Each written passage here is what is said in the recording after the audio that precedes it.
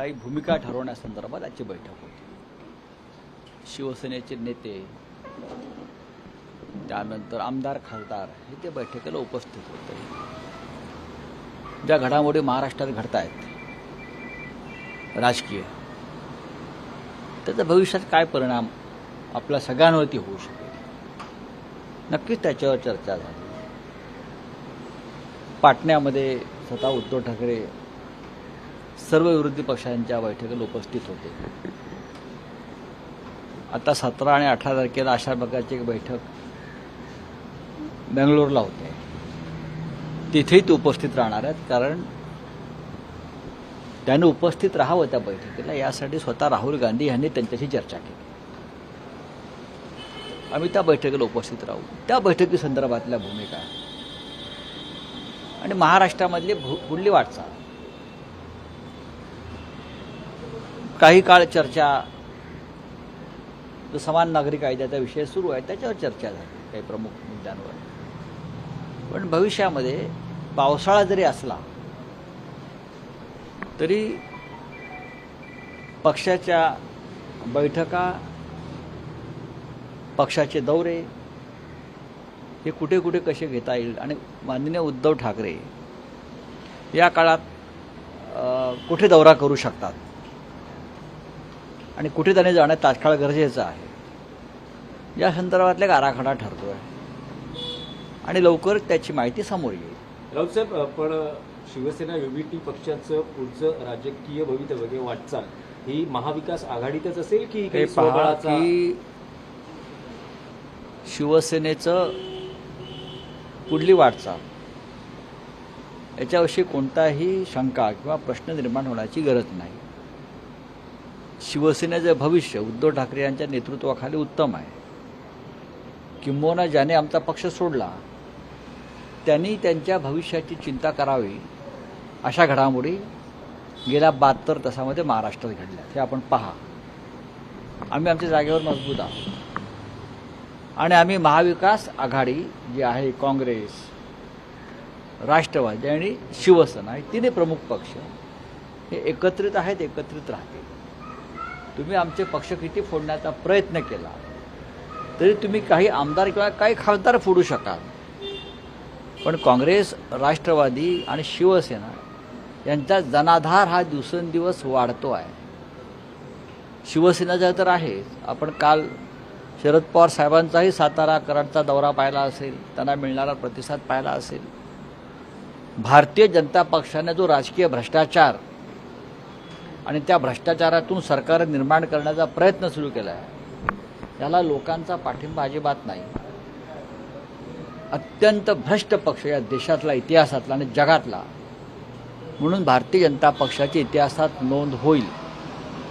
जर कोणाला याच्यामध्ये फार शौर्य वाटत असेल की आम्ही अजित पवारांना फोडलं, आम्ही एकनाथ शिंदेना फोडलं, असं काही जे मास्टर स्ट्रोक वगैरे म्हणतायत, बरं का, उद्या 2024 साली केंद्रीय तपास यंत्रणा जेव्हा आमच्या हाती येतील तेव्हा असे मास्टर स्ट्रोक काय असतात ते दाखवता येईल. हातामध्ये असे यंत्रणा असल्यावरती असे स्ट्रोक मारणं सोपं जातं, एवढंच. नाही, पण वर्षभरात ज्या प्रकारे शिवसेना युबीटी पक्षाला ज्या ज्या घटनांना सामोरं जावं लागलं, विशेषतः कायदेशीर लढाई असेल, विधिमंडळातले नियम असतील, आज शरद पवार आणि त्यांच्या पक्षालाही याच सगळ्या घटनांना आम्ही सगळे एकत्र आहोत. राष्ट्रवादीवरती आलेल्या प्रसंगातून यापूर्वी शिवसेनाही गेलेली आहे. त्याच्यामुळे हा संघर्ष काय असतो हा अनुभव आम्ही घेतोय आणि त्याच प्रकारचा संघर्ष आजही माननीय शरद पवार साहेब आणि त्यांचे सगळे सहकारी करतायत आणि आम्ही सगळे एकत्र आहोत. या संघर्षाच्या काळामध्ये आम्ही सगळी महाविकास आघाडीतले सगळे आम्ही सहकारी म्हणून आम्ही एकत्र आहोत. अजित पवारांच्या सत्तेतल्या सहभागानंतर शिंदे गटाची बार्गेनिंग पॉवर कमी झाली असं वाटतं? ती आधीही नव्हती बार्गेनिंग पॉवर. बघा, गुलामांना बार्गेनिंग पॉवर नसते. गुलाम हा गुलाम असतो. गुलामाला स्वाभिमान, अस्मिता या भावना नसतात, ती पायपोसणी असतात. आमच्या राजकीय भाषेत बोलायचं होतं. या गटाचं आता पायपुसणं झालेलं आहे. खरं म्हणजे इतकं प्रचंड बहुमत असताना सुद्धा अजित पवारांना घेतलं, याचा अर्थ तुमची गरज संपलेली आहे. हा स्पष्ट संदेश दिलेला आहे. राव साहब हिंदी में बता दीजिए कि आज मीटिंग में क्या हुई सर? किस तरीके से मीटिंग आप बुलाई लोग थी, मीटिंग में क्या कुछ डिस्कस किया? देखिए, आज मीटिंग हमारी जो है उद्धव ठाकरे साहब की लीडरशिप में मीटिंग हो गई, पार्टी चीफ। इसमें हम सभी शिवसेना के नेता थे, हमारे विधायक थे, हमारे एमपीज थे, और जो महाराष्ट्र में और पूरे देश में जो उथल पुथल चल रही है, उसको तोड़ो, उसको फोड़ो, उसको खरीद लो, ये जो राजनीति बीजेपी की चल रही है उसके ऊपर चर्चा हुई। महाराष्ट्र में उसका क्या परिणाम होगा, उसका ऊपर चर्चा हुई, और इस संकट और संघर्ष से हमको कैसे आगे जाना है उस बारे में मार्गदर्शन हुआ। लोकसभा चुनाव के बारे में चर्चा हुई, यूसीसी के बारे में चर्चा हुई। माननीय उद्धव ठाकरे जी का जो महाराष्ट्र में एक बहुत बड़ा एक हम राज्यव्यापी एक दौरा यानी टूर हम बना रहे, उस बारे में चर्चा हुई। चाहे कांग्रेस हो, चाहे एनसीपी, चाहे शिवसेना, हर संकट में, हर संकट की घड़ी में ये तीनों पार्टी महाविकास आघाड़ी के बैनर में एक साथ है। महाविकास आघाड़ी की अगली मीटिंग कब हम लोग देख पाएंगे? क्योंकि शरद पवार अकेले बढ़ गए हैं, आप सरकार शरद में पवार नहीं हैं। अकेले नहीं पड़ गए, हम उनके साथ हैं और वो मजबूत है। पवार साहब को मैं बहुत सालों से जानता हूँ, पहचानता हूँ। शरद पवार साहब ये बाला साहब ठाकरे जैसे ही है, अभी कभी भी अपने आप को अकेले महसूस नहीं करते। सर, बीजेपी के लोग इसको मास्टर स्ट्रोक कह रहे हैं। पहले उन्होंने शिवसेना में दरार मास्टर लाई। स्ट्रोक क्या होता है? जिसके हाथ में ईडी सीबीआई जैसी एजेंसी हो, यानी जिसने अंपायर को ही फोड़ दिया है, तो मास्टर स्ट्रोक 2024 में हम भी मारेंगे ना। 2 घंटे दीजिए, स्ट्रोक पर स्ट्रोक बैठेंगे, हमारे हाथ में दीजिए ये एजेंसी ना 2 घंटे के एक लिए। चीज और कह रहे हैं कि एनसीपी, चूंकि पूरी की पूरी एनसीपी उनके साथ आ गई है सरकार में, तो अब एमवीए बचा ही कहाँ है एनसीपी? बात ऐसी है, जब शिवसेना के कुछ विधायक टूटे थे तब भी यही कहा था, अब ये कहेंगे। भारतीय जनता पार्टी के बोलने और कहने से कोई राजनीति चलती है क्या? पता चलेगा ना। सर, MVA को प्रफुल्ल रेस- पटेल ने यह दावा किया है कि जिस वक्त महाविकास आघाड़ी की सरकार गिरी थी, उसी वक्त 54 में से 51 विधायक बीजेपी के साथ शामिल होने के लिए तैयार थे, लेकिन लीडरशिप जो है उस वक्त फैसला नहीं ले पाया था, इस कारण ये देरी हुई, नहीं तो ये पहले हो जाता। मैं उसके ऊपर कोई टिप्पणी नहीं करूंगा, वो उनका पार्टी का एक अंदरूनी मामला है, मैं बात नहीं करूंगा। अजीत पवार के आने के शिवसेना बाद यूबीटी एकनाथ पार्टी शिंदे की ताकत महाविकास कम हुई है, आघाड़ी सर। में ही रहेगी या कुछ अलग? महाविकास आघाड़ी में ही रहेगी, हम सभी चुनाव एक साथ लड़ेंगे, ये तय हुआ है। अजीत पवार के साथ आने से क्या एकनाथ शिंदे की बार्गेनिंग पावर, उनकी बार्गेनिंग पावर कभी नहीं थी। जो गुलाम होता है, गुलामों की कभी बार्गेनिंग पावर नहीं। सर, एक आखिरी सवाल ले लीजिए, यूसीसी पर आप लोगों का क्या रहेगा अपकमिंग मानसून सेशन में? और दूसरा, बीजेपी ये कह रही है एमवीए रेस्ट इन पीस हो गई। बोलने दो ना, चुनाव ले लो, पता चलेगा। बीएमसी का चुनाव ले लो, विधानसभा ले लो, लोकसभा ले लो, हम तैयार है, पता चलेगा कौन कितने पानी में है। यूसीसी में मानसून सेशन में आपकी रणनीति क्या रहेगी, विपक्ष की रणनीति? ड्राफ्ट तो आने दो, कानून अब बनने जा रहा है।